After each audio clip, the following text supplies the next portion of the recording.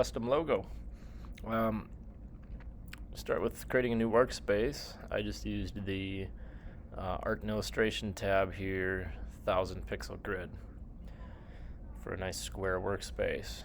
If you want to do something else, you do you. We're going to be using the Shapes tool today, specifically the Custom Shape tool. But before we do that, we want to make sure that we have all the available shapes available in Photoshop, and we have to take an extra step to be able to do that. So I'm going to click into the window menu here and open the Shapes panel, which looks like this. And there's a few categories of shapes already here, but we want to load in what are called the legacy shapes, which is all the other shapes that have been in past versions of Photoshop. So I click on this little line menu near the top right here, and if you click on legacy shapes and more, it's going to bring in this category called legacy shapes, and it's got a whole lot other shapes to work with. I'm going to go ahead and close that panel once I accomplish that step. Now we're going to use the shape tool, custom shape tool. So that's in your workspace to the left, possibly buried under any number of other shape tools. And use custom shape tool here. And then here's our tool options up the top here. So we should see custom shape. We're creating a shape as opposed to a path or pixels. My bottom shape, I'm going to use a gradient on. So if I click on fill, you have a few different options for solid color, textures, patterns. I'm going to be using a gradient fill, and I just selected this kind of nice blend from the presets here. I do not want an outer stroke on my bottom shape, so I'm going to leave that blank. And then over near the right side of this panel, I can actually select what shape I'm going with here. So there's a lot of different options, and most of them are going to be found in this legacy shapes folder. So you can do whatever you want that catches your eye. I think I'm going to do this tree shape here. So these shapes all work the same, no matter which one you pick. It's a click and a drag to drag out the shape itself. Usually it's best to start up maybe at the top left like I am, click and hold, and you can stretch out that shape. Now it's easy to distort these shapes when we're dragging them out manually. So another thing you might want to do is hit and hold shift on your keyboard, which you'll notice kind of snaps it to its correct proportions. So I do want that. So I'm going to try and fill up the space best I can, and I'm going to keep holding shift while I release my click so I get these nice proportions here. It looks a bit messy right now because we're seeing all these little blue, these are called anchor points. This is a vector shape. But once we continue working on it, it's going to look a lot nicer. And if you want to get a better look at it, maybe just click to your background layer.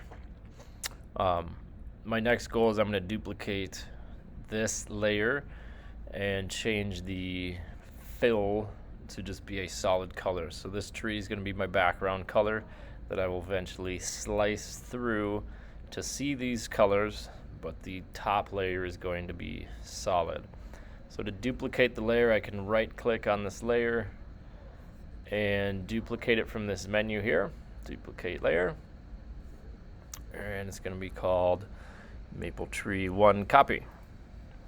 And then I just want to change the fill color for this top layer here. So now I have two identical tree layers or shape layers. This top one I want a solid color. So I click fill at the top here. And I'm going to change to just solid colors here, and I'm going to go with maybe like a nice neutral gray, and then we'll see that gradient after I slice through this layer. So now I can click off of that. I've got my two shapes ready to go. I've got my background layer still here. Last layer we'll create is a text box, so I'm going to use the text tool here. And I want my initials, or whatever text you want, I want mine to actually kind of spill out a little bit into this space. So I'm going to drag a box even outside of most of the branches here. And I'm just going to throw my initials in. And that is a bit large, so let's bring down the size up here. I'd like everything to be on the same line at least, but as wide as possible. So for me, that's right about 96.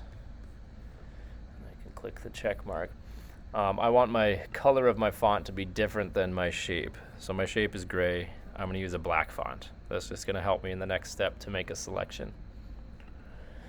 Okay, so I'm going to check mark that in. And then I can just switch to the move tool maybe to move this into place of where exactly I do want it.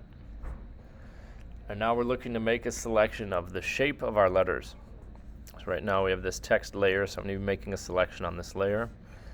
Since I made it all black here, I can just use magic wand tool to 1, 2, 3 clicks, selects the shape of those letters. And at this point I don't even need the text layer, so I could actually turn the visibility off or delete the layer completely if I want to. Because I've achieved my goal, I have a selection in the shape of lettering, which is really all I need. And then I'm going to be deleting pixels on this top layer, which is this boring gray here. But to be able to do that, I have to take an additional step of right-clicking on that layer and turning it into pixels by selecting rasterize layer. And then I can hit delete on my keyboard. And what this does is it slices through this top tree layer to reveal this gradient layer underneath, and then my background I can just keep if I wish.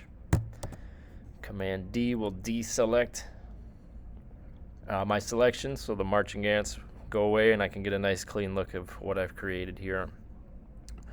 And then the background layer you can leave white, or if you wish to add a little more interest to it, maybe throw down a gradient behind there and experiment with what looks best for your project.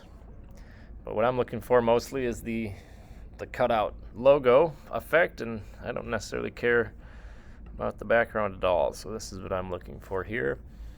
From here it's just to export PNG if I want it to be a nice transparent background. I'm gonna throw that on my desktop.